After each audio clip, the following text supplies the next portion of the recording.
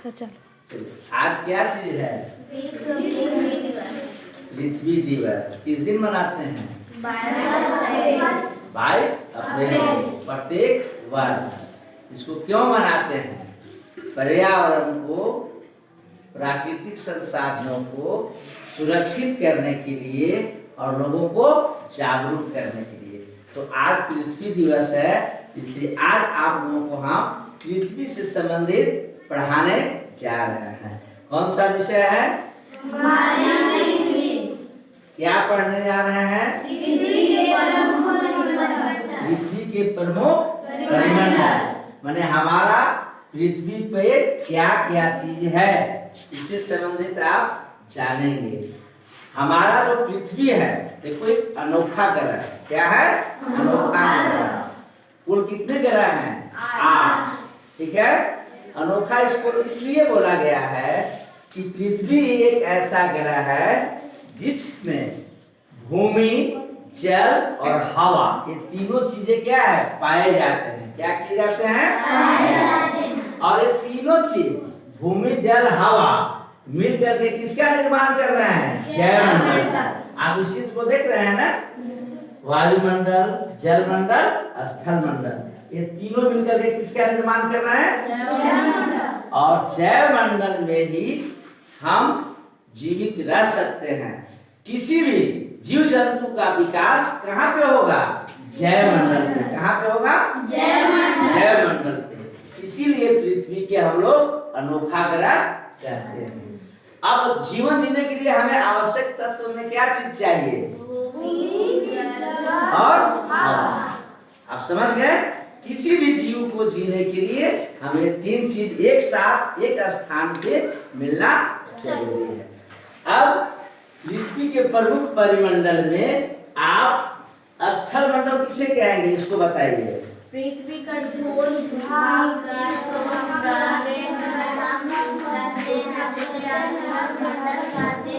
हाँ, पृथ्वी का ठोस वह भाग जिस पर हम रहते हैं उसको क्या बोलते हैं? स्थल मंडल। अब वायुमंडल आप हमको बताएं। वायुमंडल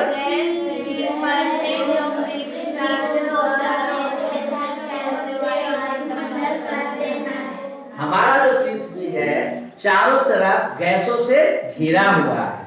ठीक है, उसको हम क्या कहेंगे? वायुमंडल।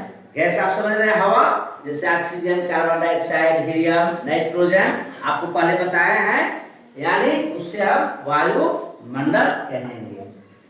जलमंडल किसको कहेंगे आप बताइए? पृथ्वी का वह भाग जो जल से घिरा है उसे पृथ्वी का वह भाग जो जल से घिरा हुआ है उसको क्या कहेंगे?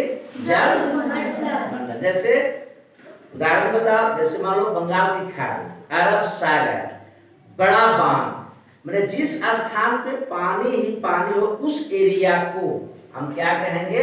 जलमंडल। अब जैवमंडल बताइए किसको कहेंगे? पृथ्वी की सतह से क्षेत्र जहाँ भूमि, जल तथा हवा एक साथ और सभी प्रकार के जीव एवं प्राणियों का विकास होता है। जैवमंडल उसे कहेंगे जहाँ एक साथ वायुमंडल, जलमंडल, स्थलमंडल मिलके जो निर्माण करते हैं, वहां पे जीव जंतु, ठीक है, अपना जीवन विकसित कर सकते हैं, जीवित रह सकते हैं। यानी जितने जीव जंतु हैं उनका विकास कहाँ होगा? जैवमंडल। अब महाद्वीप किसको कहेंगे?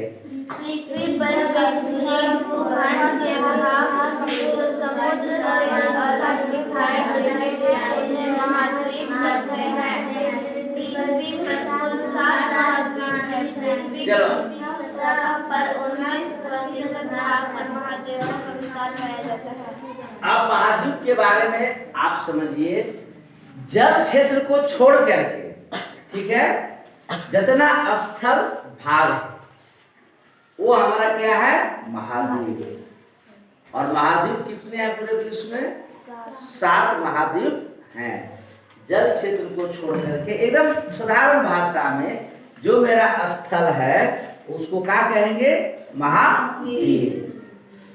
चलिए अब बताइए हमें, महासागरीय बेसिन ये क्या चीज है? महासागरीय बेसिन बड़े जलाशय को महासागरीय बेसिन के नाम से जाना जाता है।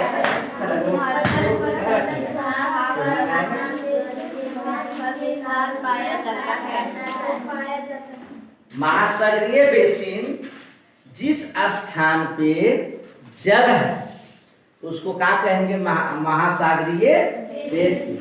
जल क्षेत्र को आप इतना जरूर याद रखें, जल क्षेत्र को हम महासागरीय बेसिन कहेंगे। अब जल क्षेत्र मेरा कहाँ कहाँ है? नदी है, सागर है, महासागर है, ठीक है, एक से एक बांध हैं, झील हैं, जलीय क्षेत्र को ही हम महासागरीय बेसिन कहते हैं। अब स्थल संधि किसे कहेंगे? हाँ, स्थल संधि एक समतल भाग जो दो बड़े स्थलीय भागों को जोड़ता है, एक दूसरे से जोड़ते हैं। देखिए ये दो भाग है, अब इसको जो जोड़ रहा है, ठीक है, इसको जो जोड़ रहे हैं यह मेरा क्या है? स्थल संधि। क्या है? अब जल संधि भी आप समझिए, ये दो, मान लो ये नदी है, जा रहा है, ये नदी है, आ रही है, जब ये दोनों मिल रहे हैं, ठीक है, तो ये मेरा जलीय संधि होगा। समझ में आ रहा बात? तो आज आपको जो है विश्व पृथ्वी दिवस के उपलक्ष्य में आपको पृथ्वी से संबंधित यह पढ़ाई पढ़ाया गया है, जिसमें आप स्थल मंडल, वायुमंडल, जल मंडल, जैव मंडल, महाद्वीप, महासागरीय बेसिन, स्थल संधि के बारे में आपको बताया गया कि हम कहाँ जीवित रह सकते हैं, क्या कर सकते हैं। अब इस सभी चीजों को आपका है होमवर्क कि रात में आप याद करके और आएंगे। और आज हमें एक बात को ही प्रतिज्ञा लेना है कि प्राकृतिक को हमें नुकसान नहीं पहुंचाना है।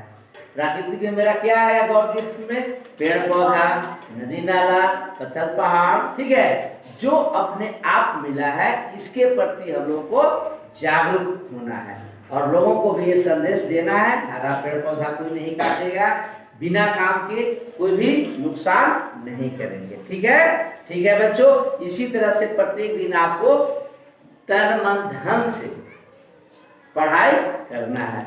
सरकारी स्कूल किसी भी स्कूल से कमजोर नहीं है, यदि आप चाहेंगे तो यही प्राइवेट को फेल कर सकता है। ठीक है? Thank you.